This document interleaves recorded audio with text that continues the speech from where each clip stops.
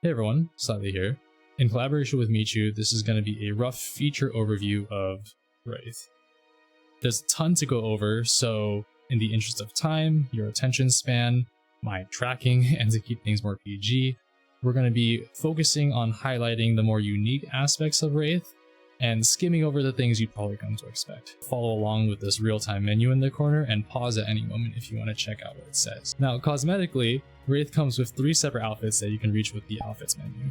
There's the armor, which you currently see here, the secretary outfit, which you can see here, as well as the street outfit. One more spin for good measure. Now, we'll go into these menus in a little bit more detail in a second. Now, most of the outfit menus are structured relatively the same way. You're going to have an enable option to switch into that outfit, as well as the actual toggle submenus such as clothing and accessories. Now, each of your choices will be remembered from outfit to outfit. So if you do some toggles in the street and switch to secretary and then come back to street, those same toggles will still persist. Pretty much everything on the outfit can be toggled at some point, as well as there's a mask that is not on by default, which looks like this. It also has a little bit of an audio visualizer that coincides with your voice as you talk. Over here in accessories, same thing, all these sorts of wraps and pads and things like that also toggle off. Now, the secretary outfit runs pretty much the same way. We'll have a clothing submenu where you can toggle these things off, as well as a handful of accessories, including the same mask, collar, leg garter stuff, etc. Now, the armor menu is structured ever so slightly differently because it's not really clothing, right? So there's a toggles menu as well as an effects menu, which has some cool stuff we'll jump into later. But over in toggles, you can change things like the helmet, hood, and scarf, while the rest of the outfit primarily stays on because it's kind of a whole ensemble on its own.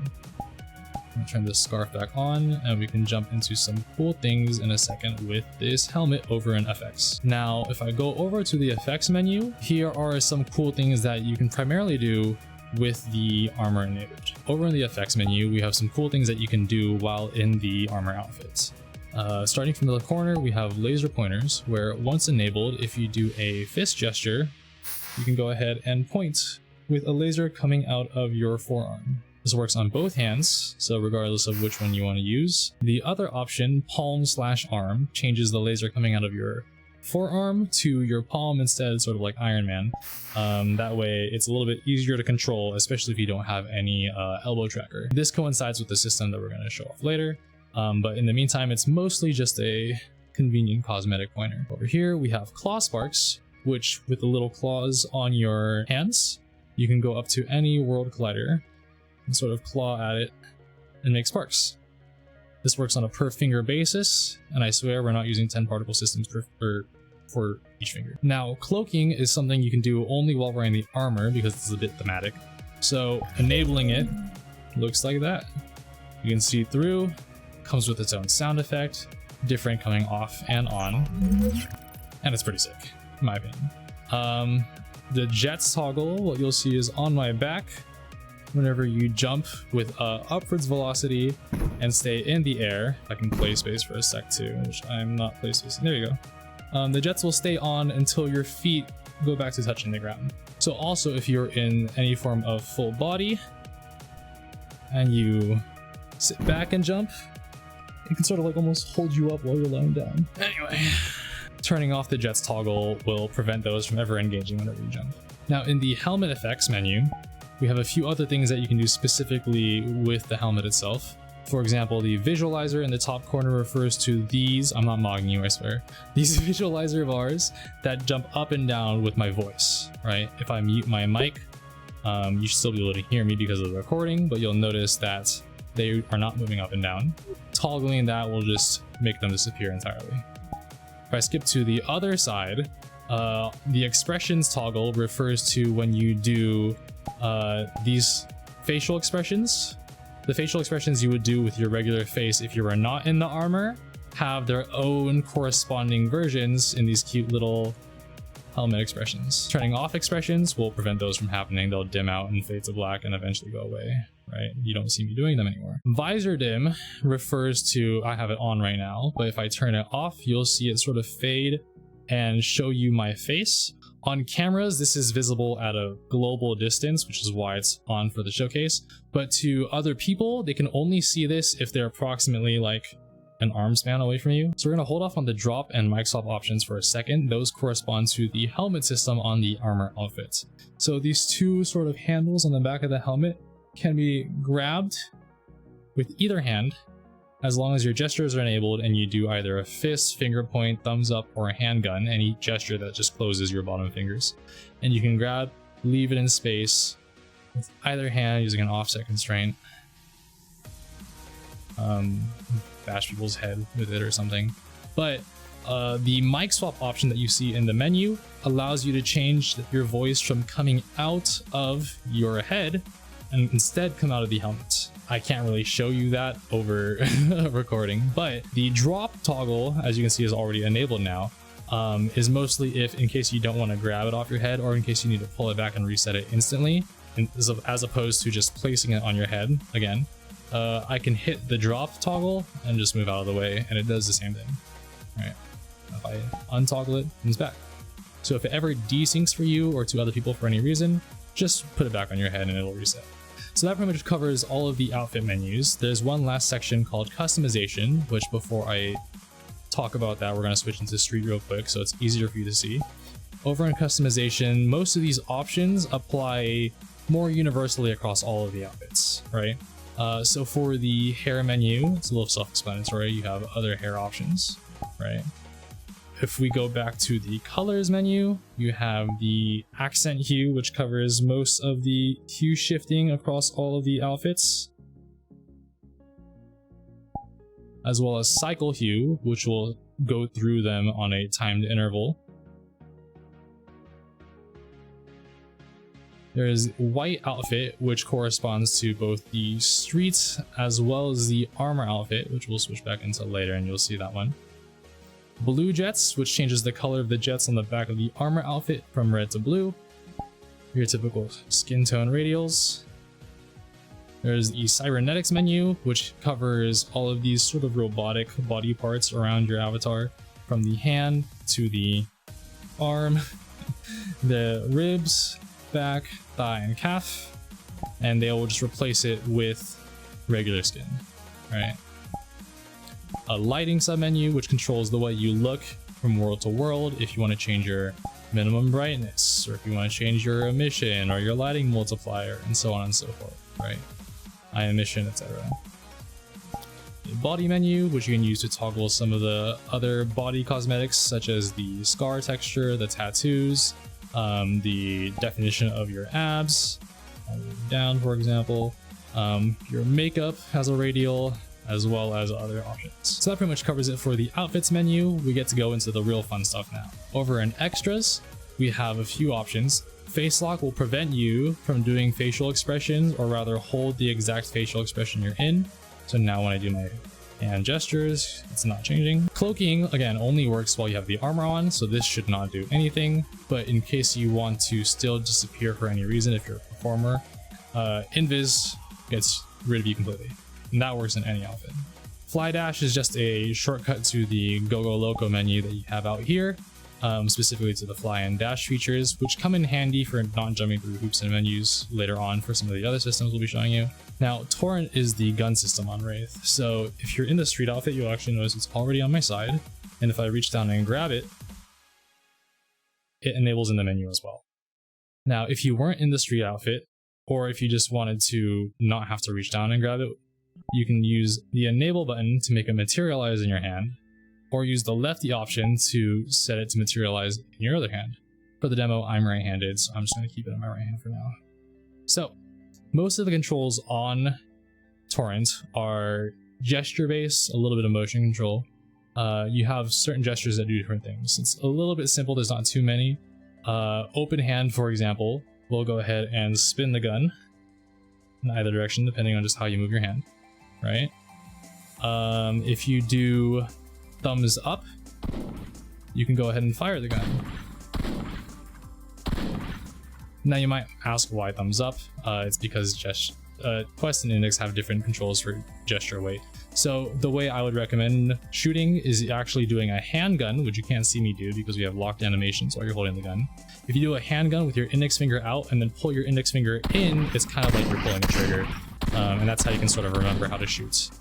After 10 shots, eventually the gun will run out of ammo. So you'll have to reload. To reload, you have a few options. You need to open the gun, which you can either do by holding handgun and flicking the gun down. You can close by flicking it back up. Or you can use your opposite hand contact to sort of open and close the gun. Sorry, I should do that from the side. Once you open the gun, feel free to dump the canister out with gravity. It'll fall to the ground. And then do open hand in your opposite hand at any point, and it'll go ahead and reload. At that point, all you have to do is close it again. It'll automatically pull the lever on the back, and you're free to shoot. You don't have to wait for the ammo to run out. You're free to just dump this and keep reloading at any time. And even after reload, you can just close it and just do it all over again if you wanted to. Oops. You get the point. Now over here in the Torrent menu, we have some other options under settings. If you ever forget how to do the gestures, there's an instructions menu where we write out exactly what to do, as well as toggles for the bullet bouncing around. If you don't want it to bounce around and annoy people around the world, you can turn that off and it won't bounce. As well as unlimited ammo if you don't want to have to deal with forcibly reloading every 10 shots. I've lost track of how many shots I've shot, but you get the idea. That pretty much covers Torrent. So back in the extras menu, we have one more submenu called BoxCutter, which is the name of the blade system on Wraith. These are those BoxCutters. Now these are also primarily gesture controlled. So if I do a finger point, I can flip it around. If I do a handgun, I can extend it out. And while in handgun, if I do thumbs up, I can shoot blades out. These also have blade slashes that slash from the large back end of the blade. If you flip it around forward, it's still the back end of the blade. So while this one goes backward, that one goes forward. And the slashes do grow in size depending on if they're extended or not, or forward or not. Those controls are totally independent, so go crazy with your gestures, right? Over in the settings menu, we have a few other options. Starting from the top right corner of the menu, we have blade sparks, where if you enable them, then you're free to run over and slash colliders, make the same sort of sparks as the claw sparks that we showed off earlier, as well as a separate submenu for the blade slashes if you want to disable the motion detected slashing, right? So if I toggle those off, this no longer does anything. I'll leave them on for now. There is an instructions menu, just like before, to go over the blade instructions.